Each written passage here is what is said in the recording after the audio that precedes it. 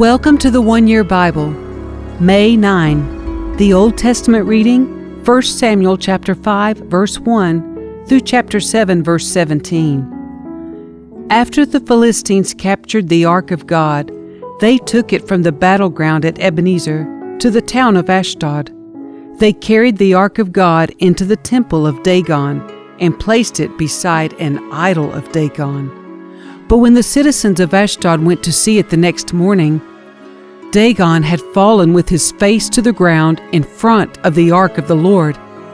So they took Dagon and put him in his place again. But the next morning the same thing happened. Dagon had fallen face down before the ark of the Lord again. This time his head and hands had broken off and were lying in the doorway. Only the trunk of his body was left intact. That is why to this day neither the priest of Dagon nor anyone who enters the temple of Dagon in Ashdod will step on its threshold. Then the Lord's heavy hand struck the people of Ashdod and the nearby villages with a plague of tumors. When the people realized what was happening, they cried out, "We can't keep the ark of the God of Israel here any longer. He is against us. We will all be destroyed along with Dagon, our God." So they called together the rulers of the Philistine towns and asked, "What should we do with the ark of the God of Israel?" The rulers discussed it and replied, "Move it to the town of Gath." So they moved the ark of the God of Israel to Gath. But when the ark arrived at Gath, the Lord's heavy hand fell on its men, young and old. He struck them with a plague of tumors, and there was a great panic. So they sent the ark of God to the town of Ekron. But when the people of Ekron saw it coming, they cried out, "They are bringing the ark of the God of Israel here to kill us too." The people summoned the Philistine rulers again and begged them, "Please send the ark of the God of Israel back to its own country, or it will kill us all." For the deadly plague from God had already begun, and great fear was sweeping across the town. Those who didn't die were afflicted with tumors, and the cry from the town rose to heaven. The ark of the Lord remained in Philistine territory 7 months in all. Then the Philistines called in their priests and diviners and asked them, "What should we do about the ark of the Lord? Tell us how to return it to its own country." "Send the ark of the God of Israel back with a gift," they were told. "Send a guilt offering so the plague will stop. Then if you are healed, you will know it was his hand that caused the plague." "What sort of guilt offering should we send?" they asked. And they were told, "Since the plague has struck both you and your 5 rulers, make 5 gold tumors and 5 gold rats, just like those that have ravaged your land. Make these things to show honor to the God of Israel. Perhaps then he will stop afflicting you, your gods, and your land. Don't be stubborn and rebellious as Pharaoh and the Egyptians were. By the time God was finished with them, they were eager to let Israel go. Now build a new cart and find 2 cows that have just given birth to calves. Make sure the cows have never been yoked to a cart. Hitch the cows to the cart, but shut their calves away from them in a pen. Put the ark of the Lord on the cart, and beside it place a chest containing the gold rats and gold tumors you are sending as a guilt offering. Then let the cows go wherever they want. If they cross the border of our land and go to Beth-shemesh, we will know it was the Lord who brought this great disaster upon us. If they don't, we will know it was not his hand that caused the plague. It came simply by chance." So these instructions were carried out. 2 cows were hitched to the cart, and their newborn calves were shut up in a pen. Then the ark of the Lord and the chest containing the gold rats and gold tumors were placed on the cart. And sure enough, without veering off in other directions, the cows went straight along the road toward Beth-shemesh, lowing as they went. The Philistine rulers followed them as far as the border of Beth-shemesh. The people of Beth-shemesh were harvesting wheat in the valley, and when they saw the ark, They were overjoyed. The cart came into the field of a man named Joshua and stopped beside a large rock. So the people broke up the wood of the cart for a fire, and killed the cows and sacrificed them to the Lord as a burnt offering. Several men of the tribe of Levi lifted the ark of the Lord and the chest containing the gold rats and gold tumors from the cart and placed them on the large rock. Many sacrifices and burnt offerings were offered to the Lord that day by the people of Beth-shemesh. The 5 Philistine rulers watched all this and then returned to Ekron that same day. The 5 gold tumors sent by the Philistines as a guilt offering to the Lord were gifts from the rulers of Ashdod, Gaza, Ashkelon, Gath, and Ekron. The 5 gold rats represented the 5 Philistine towns and their surrounding villages, which were controlled by the 5 rulers. The large rock at Beth-shemesh, where they set the ark of the Lord, still stands in the field of Joshua as a witness to what happened there. But the Lord killed 70 men from Beth-shemesh because they looked into the ark of the Lord. And the people mourned greatly because of what the Lord had done. "Who is able to stand in the presence of the Lord, this holy God?" they cried out. "Where can we send the ark from here?" So they sent messengers to the people at Kiriath-jearim and told them, "The Philistines have returned the ark of the Lord. Come here and get it." So the men of Kiriath-jearim came to get the ark of the Lord. They took it to the hillside home of Abinadab and ordained Eleazar his son to be in charge of it. The ark remained in Kiriath-jearim for a long time, 20 years in all. During that time all Israel mourned because it seemed the Lord had abandoned them. Then Samuel said to all the people of Israel, "If you want to return to the Lord with all your hearts, get rid of your foreign gods and your images of Ashtoreth. Turn your hearts to the Lord and obey Him alone. Then He will rescue you from the Philistines." So the Israelites got rid of their images of Baal and Ashtoreth and worshipped only the Lord. Then Samuel told them, "Gather all of Israel to Mizpah, and I will pray to the Lord for you." So they gathered at Mizpah and in great ceremony drew water from a well and poured it out before the Lord. They also went without food all day and confessed that they had sinned against the Lord. It was at Mizpah that Samuel became Israel's judge. When the Philistine rulers heard that Israel had gathered at Mizpah, they mobilized their army and advanced. The Israelites were badly frightened when they learned that the Philistines were approaching. "Don't stop pleading with the Lord our God to save us from the Philistines," they begged Samuel. So Samuel took a young lamb and offered it to the Lord as a whole burnt offering. He pleaded with the Lord to help Israel, and the Lord answered him.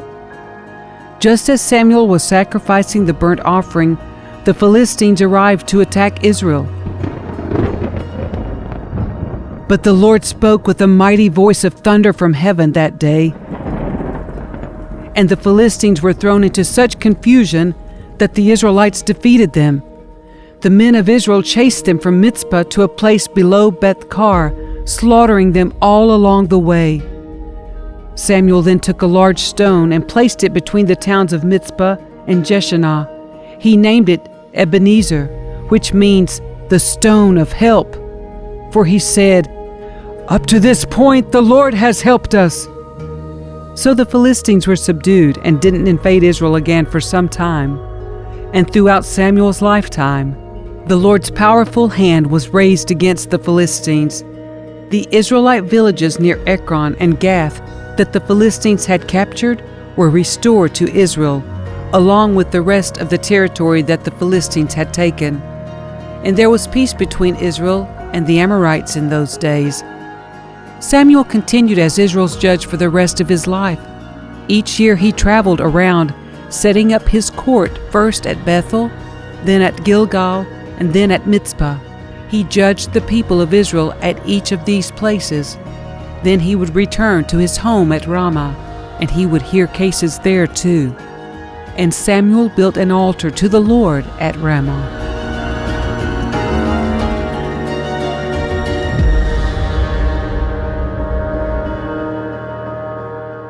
The New Testament reading, John chapter 6, verses 1 through 21. After this, Jesus crossed over to the far side of the Sea of Galilee, also known as the Sea of Tiberias. A huge crowd kept following him wherever he went, because they saw his miraculous signs as he healed the sick. Then Jesus climbed a hill and sat down with his disciples around him. It was nearly time for the Jewish Passover celebration. Jesus soon saw a huge crowd of people coming to look for him. Turning to Philip, he asked, "Where can we buy bread to feed all these people?" He was testing Philip, for he already knew what he was going to do.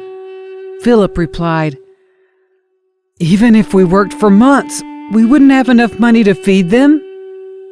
Then Andrew, Simon Peter's brother, spoke up. "There's a young boy here with 5 barley loaves and 2 fish. But what good is that with this huge crowd?" "Tell everyone to sit down," Jesus said. So they all sat down on the grassy slopes. The men alone numbered about 5,000. Then Jesus took the loaves, gave thanks to God, and distributed them to the people. Afterward, he did the same with the fish, and they all ate as much as they wanted. After everyone was full, Jesus told his disciples, "Now gather the leftovers so that nothing is wasted."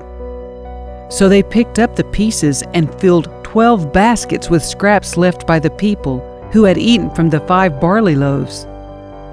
When the people saw him do this miraculous sign, they exclaimed, "Surely he is the prophet we've been expecting."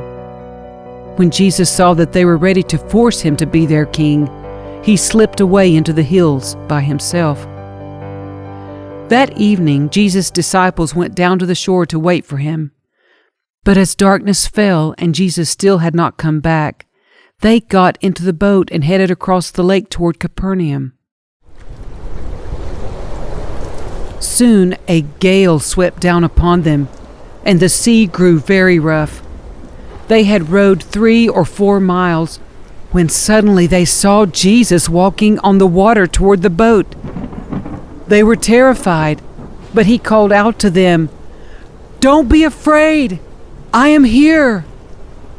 Then they were eager to let him in the boat, and immediately they arrived at their destination.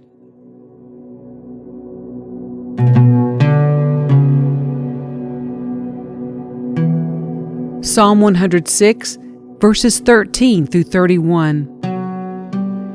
Yet how quickly they, the Israelites, forgot what he had done. They wouldn't wait for his counsel. In the wilderness their desires ran wild, testing God's patience in that dry wasteland. So he gave them what they asked for, but he sent a plague along with it. The people in the camp were jealous of Moses and envious of Aaron, the Lord's holy priest. Because of this, the earth opened up. It swallowed Dathan and buried Abiram and the other rebels. Fire fell upon their followers. A flame consumed the wicked. The people made a calf at Mount Sinai. They bowed before an image made of gold. They traded their glorious God for a statue of a grass-eating bull. They forgot God, their Savior, who had done such great things in Egypt, such wonderful things in the land of Ham, such awesome deeds at the Red Sea. So he declared he would destroy them. But Moses, his chosen one, stepped between the Lord and the people. He begged him to turn from his anger and not destroy them. The people refused to enter the pleasant land, for they wouldn't believe his promise to care for them. Instead, they grumbled in their tents and refused to obey the Lord. Therefore he solemnly swore that he would kill them in the wilderness, that he would scatter their descendants among the nations, exiling them to distant lands. Then our ancestors joined in the worship of Baal at Peor. They even ate sacrifices offered to the dead. They angered the Lord with all these things. So a plague broke out among them.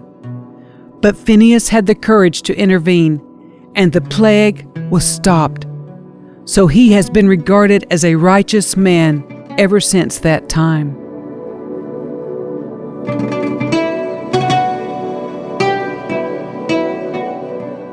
Proverbs 14, verses 32 and 33. The wicked are crushed by disaster, but the godly have a refuge when they die. Wisdom is enshrined in an understanding heart. Wisdom is not found among fools.